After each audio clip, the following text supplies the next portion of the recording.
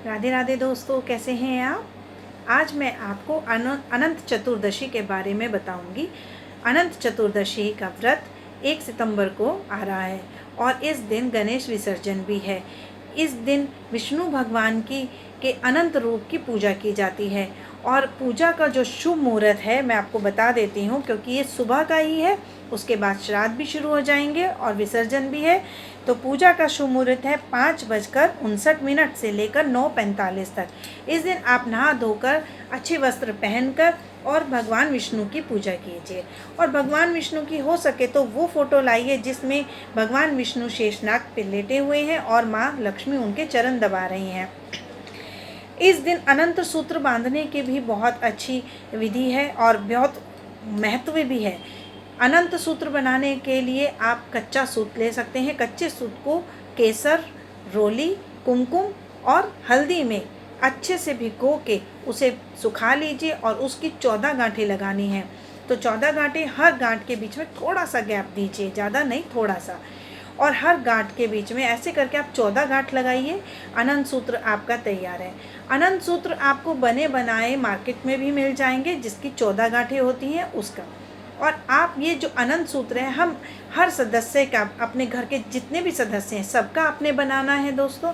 और उसमें क्या करना है कि अगर आपके पति ये सूत्र नहीं बांधते हैं, बच्चे नहीं बांधते हैं, तो आप पति के पॉकेट में रख दीजिए, उनके पर्स में रख दीजिए और बच्चों के आप स्कूल बैग में रख दीजिए।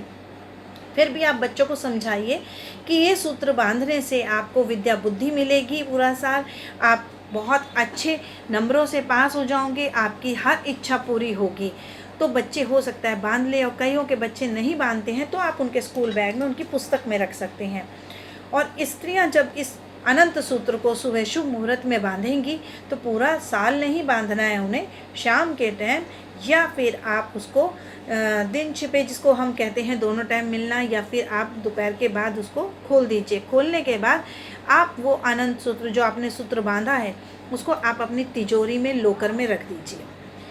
उससे क्या होगा कि आपकी बरकत घर की बढ़ेगी, आपके हर काम बनेंगे और धन धान्य संपत्ति आपके घर में हमेशा बनी रहेगी, सुख शांति बनी रहेगी।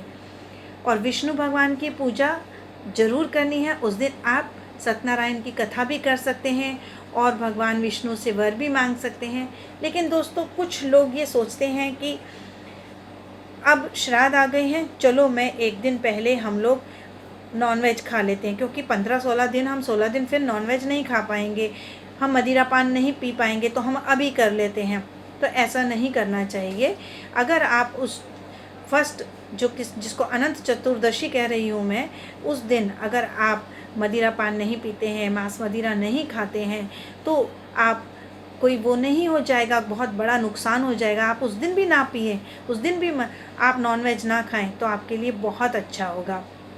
देखो दोस्तों, कुछ लोगों के लिए, जैसे बंगाली हैं, उनके लिए तो एक रस्म होती है कि उनके पूजा में भी मछली बनाई जाती है, उनको खाया जाता है। तो चलो ठीक है, उनके यहाँ रस्म है, कुछ लोगों के यहाँ रस्म है तो ठीक है। लेकिन अगर आप कुछ समय होता है, कुछ दिन होते हैं, उन दिन जैसे अमावस्या है, एकादशी है, आपकी पूर्णमासी है, ठीक है, आपका व्रत जो वीकली आता है हफ्ते का, शुक्र आपका बृहस्पतिवार आ गया, शनिवार आ गया, मंगलवार है, इस दिन आप अगर मदिरा का पान नहीं करते हैं और नॉनवेज नहीं खाते हैं तो ये बहुत अच्छा होगा आपके लिए, आपके सब काम बनेंगे। क्योंकि बहुत लोग ये कहते हैं कि मैं बहुत मेहनत करता हूँ, बहुत पूजा पाठ करता हूँ, लेकिन मेरे कोई काम नहीं बन रहे हैं। तो दोस्तों, वो इसीलिए नहीं बन रहे हैं कि आप मदिरा पान करना नहीं छोड़ रहे हैं।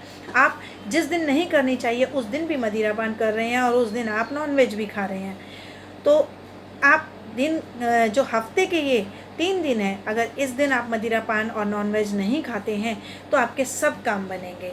तो दोस्तों, मैं आपको यही कहूँगी, अनंत चतुर्दशी का दिन आप विष्णु भगवान की पूजा करें और ये जो सूत्र है इसे ज़रूर बांधें।